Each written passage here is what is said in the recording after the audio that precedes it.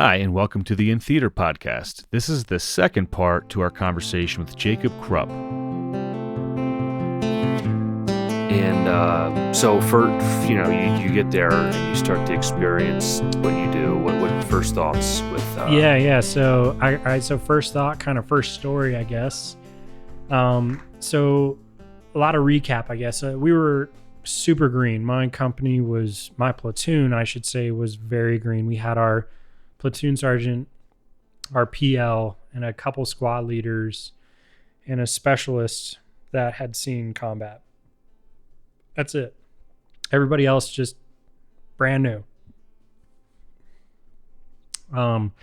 So that being said, you had a lot of new people in somewhat of a authoritative position, like team leaders and things like that. Yours truly was a team leader.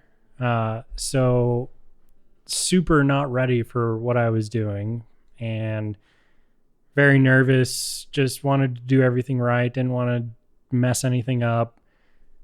First day as in like first mission, not like first day in Afghanistan, but like our first mission after the whole left seat right thing is done, after the guys that were there before us have already gone. It's literally just my platoon. We're doing our first patrol. We're walking around, and the CO was with us, the company commander, Captain Daughters. Badass dude. I think this was his first real deployment as well. Never seen combat, but he was Ranger tabbed. He was a pretty stoic guy. You know, he definitely was not one to fuck around, and he was definitely not one to take things lightly. Like, he was not somebody you would want to do something wrong, because he would probably take it to the full extent, right?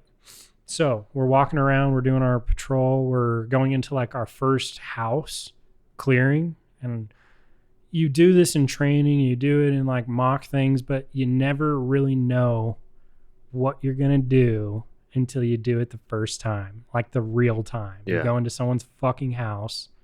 Was it a knock in the door? Hey, we're here. We need to clear your house no matter what. Or was it more of like a kick in the door? It wasn't a kick. It was just more like maybe the door was open and we walk in. Okay. Like, I wasn't the first one there. I'm not quite sure. And I'm assuming there's already many suspicions regarding this house. Just to begin with. Yeah. Like, we were there for a reason. There's always a reason, whether it's the right reason or not. But we were there. We're going through the stuff. And third squad, I was in third platoon, I was in third squad, and I was the alpha team leader, so I was 3-3 alpha. I'm carrying a radio, I think I'm a badass, and my squad leader tells me to go up on the roof for Overwatch. So I get my team, and we find a ladder up to the roof, and everything in Afghanistan is super shitty.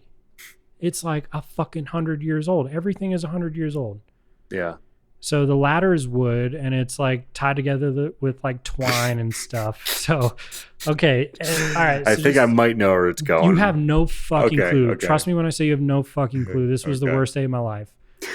So I'm not a big dude. I wasn't a big dude. I was in shape. I was probably 190 pounds. I was super lean. I was really big before and just cut down when I was in the hospital and shit like that. So I was pretty skinny, but everything that you carry is heavy, right? Oh God, yeah. Oh my God. And I had just gotten the new 320, the A320, the new grenade launcher. Yeah. And it was attached to my gun and just made everything heavier. And I had grenades, 40 millimeter grenades strapped across my chest, like I was like Rambo, just ready to fucking do something. And I'm climbing up this ladder. Let me back up a second. The first thing you do when you leave the fire base, the cop, wherever you are, is you go red direct. That is the first thing you do, which means you chamber around and you put your weapon on safe.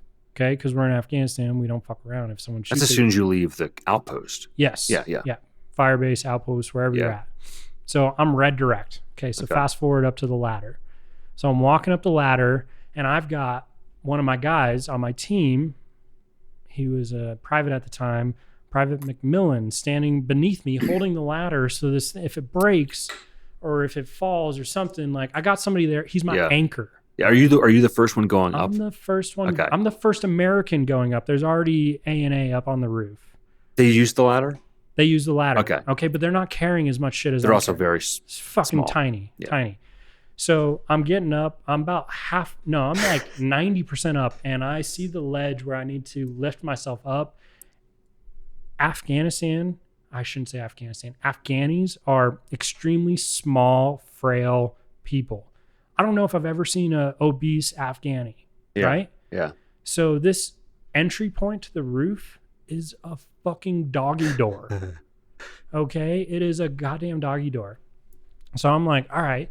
So I get my arms and I like plant myself to try to like hoist myself up. And as I do that, something catches on the safety switch and it switches it to fire. And when I push myself up, it sends a round through my fucking legs and probably inches away from this guy's face. And yeah, Your rifle fired. my a bullet. rifle fired. It was an ND, negligent discharge. It went off. through. A You just said 5.56. through your legs. Through my legs, through everything that is holy down there, right? Not to mention the fucking guy below me. Through the flesh on your body. No. Just the cloth. No. It went through, as in like through. through. Like it went Just missed. like it. All right, so picture yourself on a ladder. Picture your M4 slung in front of you. Yes. But with the barrel hanging between your legs. Yes. Okay, so when I push myself up, I don't know what it caught on. Yeah. Trust me, to the day, I don't know what happened. Yeah. My hands were nowhere near the fucking Yeah. trigger. I'll tell you that right now. How could they be? They if you're weren't, doing because that? I literally had both of them hoisting I had to Exactly. push myself. Yeah, yeah. Okay, so when I push up and I must have like extended my chest and it just rubbed and it pulled the fucking trigger. Holy shit. Bro, that's what I was saying amongst other things. And my guy below me, mind you, this is day one, mission one. He's just like, he's fucking standing there. And I look down at him. I'm like fogging up, like my glasses. I'm sweating like fucking bullets. Like he's alive. I'm alive. I'm okay. CO comes running around. He's just like, What the hell is going on? Exactly. What the fuck is going on? Are we being attacked? Whatever. My squad, no, not my squad leader, Sergeant Town, to the day, like I owe this guy my life. He comes over and he used to be a drill sergeant. He comes over and he fucking grabs me. He collars me. And he was just like, what the fuck just happened? So you came down from the ladder. No. I'm up on the roof at this point. I'm up on the roof. So you completed the climb. I completed the fucking climb. And they come up the ladder as well. McMillan fucking stays down there. That's the captain. No. McMillan That's is the the special. anchor. McMillan was the private at the time. That was my anchor. Okay. He's cool. He's like, I'm going to stay down here. Town, Staff Sergeant Town comes up the ladder, collars me before the CO comes around. And he's just like, what the fuck? Like, what the fuck? And I explained quickly what happened. And there's this A&A guy up on the roof who's hugging his M16, his old school M16. And Sergeant Town points at the fucking A&A and he's just like, this guy just shot around. And the CO comes running around. He's like, what the fuck's going on? And Sergeant Town's like, this fucking idiot right over here just shot around. And this guy doesn't speak a word of fucking English. Yeah. No clue. Literally looks at us and he's just like, hello, like, what's going on? Like, that was pretty crazy. Like, no clue what's going on. And my CO's just like losing his shit, but calms down quickly. Like, Sergeant Town had that shit under control. Like, he stepped up, Wow. fixed this. Dude, it took weeks. It took weeks for me to go red direct. Even after getting shot at and stuff like that, Yeah. to go red direct after that. I don't know, like I want to say it wasn't my fault, but it obviously was my fault. Like they say no ND is an ND. Yeah. But dude, Maybe when you were breaching the actual roof, it touched the actual push up. Maybe touched it. I don't know. to the day, like, and I've like, me and him didn't work out so well after that. You like, and your stat. me and the E6? private. Private, yeah. You know, because I was supposed to be. Was he scared shitless? Oh my fucking God, dude. I don't blame him. I Yeah. don't blame him for not listening to me. I would have been like, dude, you can go fuck yourself. Like, if you think I'm going to listen to you after any of that, Yeah. like, I don't blame the guy for any of the animosity that he gave me in that deployment. Like, trust me, I had it coming. Yeah. But yeah, all right. So that was my first patrol. Did the Afghan get in trouble? No, nothing ever happened. That's good. Yeah, it was the scariest fucking second of my life. Jesus Christ. First, yeah. Wow. Yeah. They picked a great guy for a team leader right off the get-go. Jesus. I still don't know like what would have happened if Sergeant Town was there. You're right. I didn't know what was going to happen there. I thought that the ladder was going to crash through. I would have hoped that was the fucking story. Oh my God. Yeah, that was an embarrassing, scary, terrifying moment, just all wrapped up into. Also, not to mention, it drove into my mind like, what the fuck am I doing here? Yeah. You know, like. Yeah, I'm climbing on this ladder so a possible accident can happen and kill someone. I'm carrying fucking grenades around. Like, this is like, is this real? Like, this is what we're supposed to be doing? You want me to go up here? Like, that's what you want me to do? Right. This isn't real. I remember having a few moments like that myself. Okay, so you guys, so we got seasoned quickly. Yeah. Off of my own first shot. Shot heard around the world. Yeah. And it didn't take us long to see our first bit of contact. What was the shot heard around the world? What was that from again? World War I? Yeah. That's a quote from something. No, that was way... The shot heard around the world. That was... JFK? No, dude, that was like George Washington shit. Oh, you're right. It was fucking... basically, I think that triggered the revolution, I think. Okay. Anyways, yeah, I wanted to clarify that. Yeah, I had the second one. It was near my gonads and a dude's face. Jesus Christ. Right, dude. Oh, God. So, yeah, that was the first shot. You know, we didn't earn our CIBs that day because I did it. But it was probably weeks later where we really kind of started. And it was a slow burn at first, and it just turned into a fucking roaring fire at some points. Right. Okay. So, perhaps back up a little bit. What was the overall mission? If you even know, because I was a little confused myself. Hearts and Minds was our biggest thing. I mean, we would set up a lot of... So, okay. We were there to disrupt the flow of guns and drugs and money from Pakistan to Afghanistan. We were just there to disrupt their business. We didn't want them to make as many millions of dollars that year as previous years, I guess. Yeah, I remember going over that before I deployed, but then I got there and I was like, I don't feel like I'm doing this. And we didn't do a goddamn thing with that. I think we found a couple caches. You know, every time we did a vehicle patrol base, we found dick. Yeah. Just wasted time. Just there to show your face, show that you're in an American uniform and you got these big fancy guns and everything's a tank to them. So we had all these tanks. And yeah, you know, we were just the boogeyman. Right.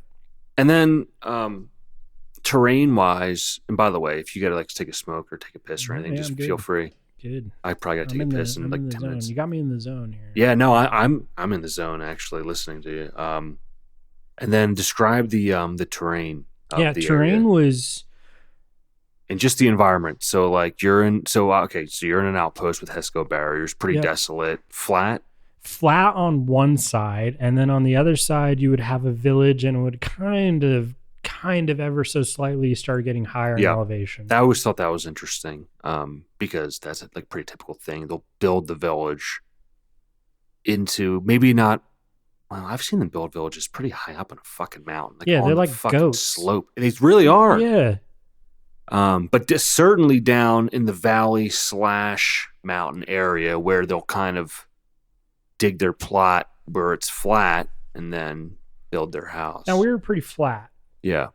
We were pretty flat, which I'll take any day of the fucking week. Like I see, you know, the pictures of where you were and other videos, and I'm good. it was hard enough to see these guys as it was. And then you throw in some mountains and ridges and valleys and they just turn into more ghosts than they already are. I mean, it was impressive how well these guys could adapt themselves to the environment around them. Right. It was especially impressive. that running water. I mean, it's just crazy how fundamental primitive Well, they've primitive been at it war is. for fucking ever. Yeah. Like, That's the this other is thing. all they do. Yeah. This is all they do. While we're sitting here talking, there's, as you know, there's Drinking Montucky cold snacks with and a granite rainbow and a kitchen unicorn. island. Dude, there's people out there right now strategizing how to fucking kill the next American convoy coming through while we're doing this. And Yeah. that's just the difference between our society and theirs. Right. They're always ready. They're always prepping. They always want to hurt. Yeah. Okay. So so flat, hot, half mountainous, half deserty. Yeah, but cold as fuck too. Also gets cold. like super cold. I'm sure it was like a high desert, almost like, I don't want to say, it's not clearly not Moab, but Moab is a very Colorado. high desert. It was exactly like Colorado. We literally had the 4 seasons. Yeah. We had a rainy season, we had a hot season, we had a snowy season, we had a windy fucking season. I mean, I don't really know if we had a fall season, but it seriously felt like home to me because of the climate and the climate changes. Right. Like, we were trekking through snow, Right. like brutally cold snow. Where, I mean, I just remember one time we left. I don't mean to fast forward too much, but now that I'm thinking about the snow, we left one morning to walk to this dude's house. They were always a fucking like suspected IED maker. Yeah. Every house we went to was a Suspected. Suspected. Always suspected. Suspected. Never fucking known, but suspected. They were suspected IED maker, and it was like seriously like a 10-click walk there. And we left at like 2:30 in the morning. Why didn't you drive there? Because we are. You had trucks, right? Yeah, we had trucks. We had MATVs and MRAPs. But I guess you're more stealthy. Super when stealthy at on night, on foot, using nods. I seriously thought we were doing some like special forces shit. I was like, this is the tits right here. Yeah, I know that feeling. Dude, It was awesome, right? Like, you would literally look to your left, look to your right, and you just got your homies with you at night. Everybody with night vision and rifles. Everybody with night vision and lots of No one can see ammunition. you except you can see everything. Exactly. No fucking talking, no cigarettes, nothing. You're literally doing your thing, right? The only problem with that is it was like -2 degrees outside, and we didn't have cold weather gear. Jesus. So I'm literally walking and like my feet turn into bricks. Like, I have lost the feeling in my feet. And then we get to this fucking dude's house, and what do we do? What do? We wait. We wait for fucking ever. And then we wait for like the sun to rise because we're waiting for like a B-1 bomber to do a show of force. Now, Really? like, Wait, is that true? yeah, of course this is true. What am I lying to you? Well, no, what I mean is like, I wasn't sure if you're using it as like a metaphor or something. No, this is everything I'm telling you is true. Everything. You're waiting for a bomber to blow something the fuck No, up. a show of force To fly over? to fly over. In the dark. No, we're waiting. So we walk there to wait. Listen to me. I'm listening. We walk there, and then what do? We wait. You wait. Okay, We wait yeah. and we wait. We hurry up and we fucking wait. And then it turns into like 9 o'clock and it's fucking daylight, right? So we did all that for fucking nothing, all to wait for a B-1 bomber to fly over this house. So then we can enter it and like interrogate this dude. Of course the fucking guy knew we were there waiting. Like, it took us hours to go in the fucking house. The plane flies over, which was also pretty tits. But we find absolutely nothing. And I'll tell you this. I felt like I was going to lose something to frostbite. Yeah. Like, it was brutal. Especially when you stop walking. You're just sitting or standing. It was awful. Like, Yeah. we're looking at the house and then we just wait for hours. I could have fallen to fucking sleep. I could have died. I wish I probably would have died that night just because I was so fucking cold, couldn't do anything, couldn't talk, couldn't move, waiting for a huge airplane to fly over so we can enter the house and then find nothing. So, Holy shit. yeah. B-1 bomber is a dope plane to see, though. It's a stealth aircraft? That's stealth, right? Or no? No. You mean a B? B-1. It's the Is it stratosphere. Oh, the big motherfucker. The big motherfucker. Yeah, that has it's nuclear capable Yeah, like and all that. it is something It's like a that force. scared the shit out of me. I Yeah. couldn't imagine being in this fucking dude's house. Yeah. Yeah. Like it's probably the plane that dropped the. I think they've been The using that Moab. plane for a very long time. They have, yeah. It's For like, I'm talking like 50 fucking years, if not more. I'm sure with some upgrades, technological upgrades, but like the design is just so good It was that beautiful. they've kept it. It's just like the 50 cal. Oh yeah, That's Modus. been when they developed like in World War One. I know it was before 19. I know it was like 1920s or before. I kind of want to say 1912 for some reason. Yeah, I mean it's just fucking steel or cast iron, whatever the fuck they use, Like- and it's just like it never breaks. Yeah, no, Modus has been around for a long time. Thanks for listening to the second part of a 3-part series on Jacob Krupp. If you want to see more pictures or learn more about Jacob, go to the website at intheaterpodcast.com. Also, if you're digging what we're doing here, be sure to rate and subscribe to the podcast. If you have some deployment stories yourself and want to get them on tape, you can reach out to me at intheaterpodcast@gmail.com or go to the website and go to the schedule a chat section. Thanks for checking out the podcast. Stay chaotic, and I'll see you next time.